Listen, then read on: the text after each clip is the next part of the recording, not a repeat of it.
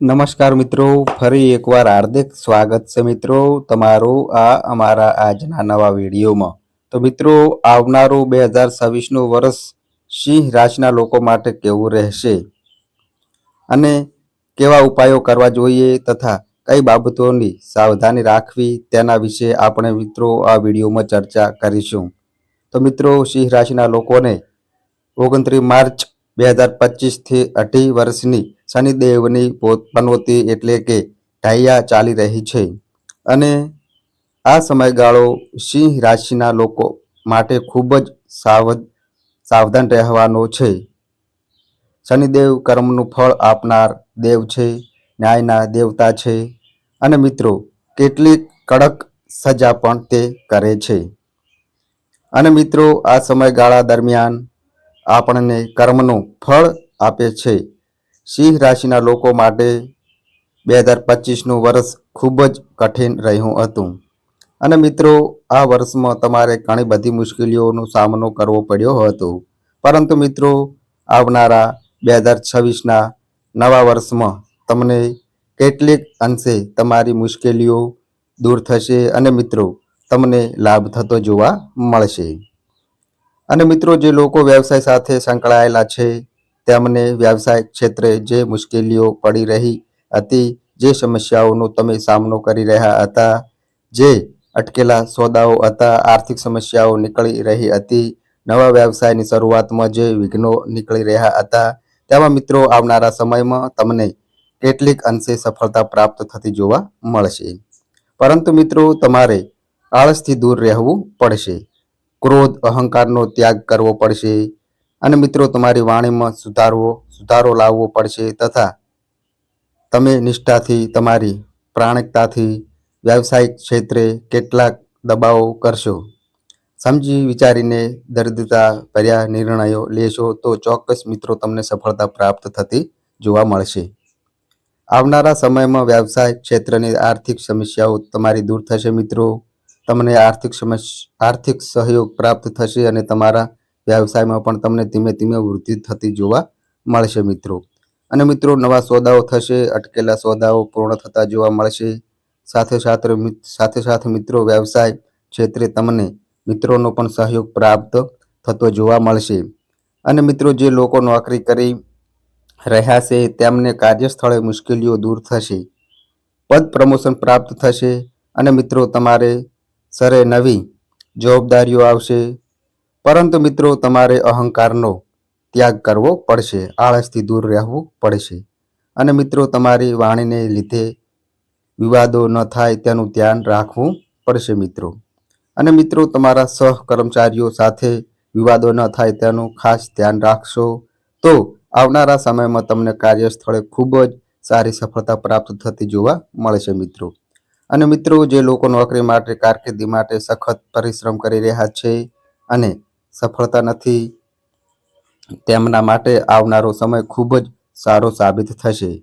શનિદેવની કૃપાથી મિત્રો તમને યોગ્ય કારકિર્દીની શ્રેષ્ઠ તકો પ્રાપ્ત થશે, મનપસંદગીનું પદ પ્રાપ્ત થશે અને મિત્રો તમારી આવકમાં વધારો થશે, તમારા આત્મવિશ્વાસમાં વધારો થશે. સાથે સાથે તમારા સ્વભાવમાં પણ પરિવર્તન આવશે અને લોકોનો તમને સહયોગ પ્રાપ્ત થતો જોવા મળશે મિત્રો. અને મિત્રો, કારકિર્દીની બાબતમાં સિંહ રાશિના લોકોએ કોઈના પ્રલોભમાં આવીને નિર્ણય ન લેવો જોઈએ તથા કોઈ પણ નિર્ણય લેતી વખતે પરિવારમાં વડીલોની સલાહ અવશ્ય લેવી જોઈએ મિત્રો. જે લોકો વિદેશ વ્યવસાય માટે વિદેશ અભ્યાસને લઈને કેટલીક સમસ્યાઓનો સામનો કરી રહ્યા છે તેમના માટે આવનાર વર્ષમાં કેટલીક સુવર્ણ તકો પ્રાપ્ત થતી જોવા મળશે મિત્રો. જો મિત્રો તમે વિદેશ અભ્યાસ ક્ષેત્રે પ્રયત્નશીલ હતા પરંતુ મુશ્કેલીઓનો સામનો કરી રહ્યા હતા તો મિત્રો આવનાર સમયમાં ચોક્કસ તમને ખૂબ જ સારા પરિણામો પ્રાપ્ત થશે. અને જો તમે વિદેશ વ્યવસાય ક્ષેત્રે સંકળાયેલા છો, ઇમ્પોર્ટમેન્ટ એક્સપોર્ટમેન્ટ વ્યવસાય સાથે કે અન્ય કોઈ વ્યવસાય સાથે સંકળાયેલા છો તો તમને આવનારા સમયમાં વિદેશથી આકસ્મિક ધનલાભ થઈ શકે છે મિત્રો. નવા સોદાઓ થઈ શકે છે અને તમને શ્રેષ્ઠ તકો પ્રાપ્ત થતી જોવા મળશે.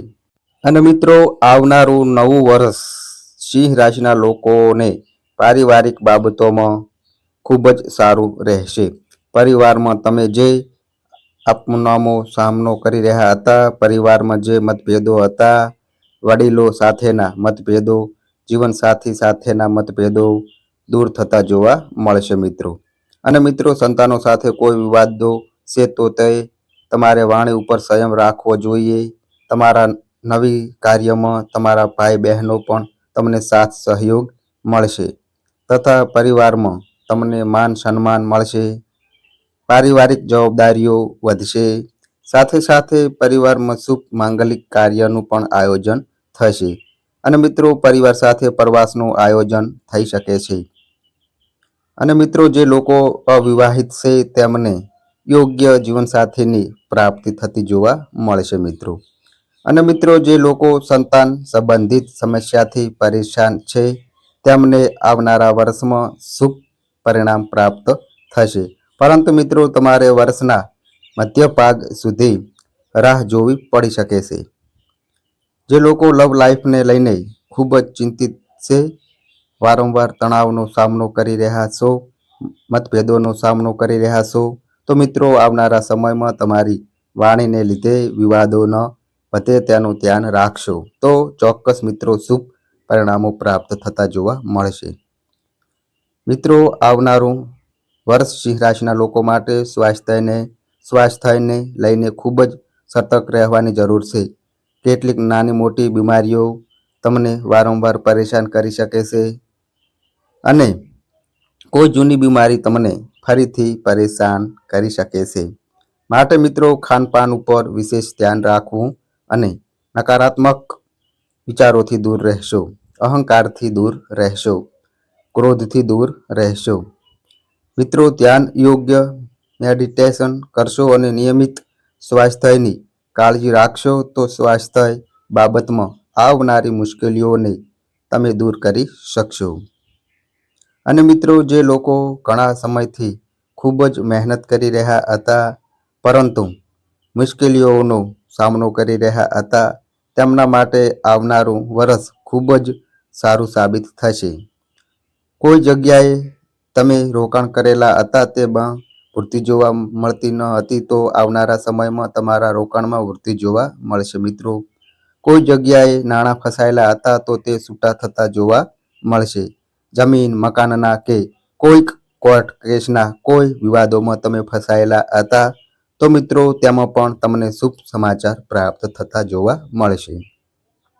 તથા મિત્રો, તમે કોઈ નવી ગાડી, મકાન કે જમીનની ખરીદી કરવા માટે ખૂબ જ પ્રયત્નશીલ હતા પરંતુ તમારા સપનાઓ પૂર્ણ થઈ રહ્યા ન હતા તો આવનારા આ સમયમાં તમારે નવી ગાડી, મકાન કે જમીનની ખરીદીનું સપનું પૂર્ણ થતું જોવા મળશે મિત્રો.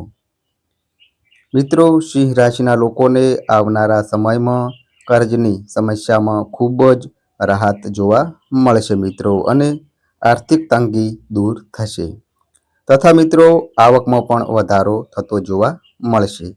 જો મિત્રો તમે રાજકીય બાબતો સાથે સંકળાયેલા છો તો આવનારું વર્ષ તમારા માટે મધ્યમ પરિણામ આપનારું સાબિત થશે. કોઈ વિવાદને લીધે તમારી મુશ્કેલીઓ વધે નહીં તેનું ધ્યાન રાખવું અને વાણી ઉપર સંયમ રાખવો. તથા મિત્રો, સિંહ રાશિના લોકોને 29 માર્ચ 2025થી 2.5 વર્ષની પનોતી ચાલુ થઈ ગઈ છે અને આ સમયગાળા દરમિયાન શનિદેવ તમને કર્મનું ફળ અવશ્ય આપે છે.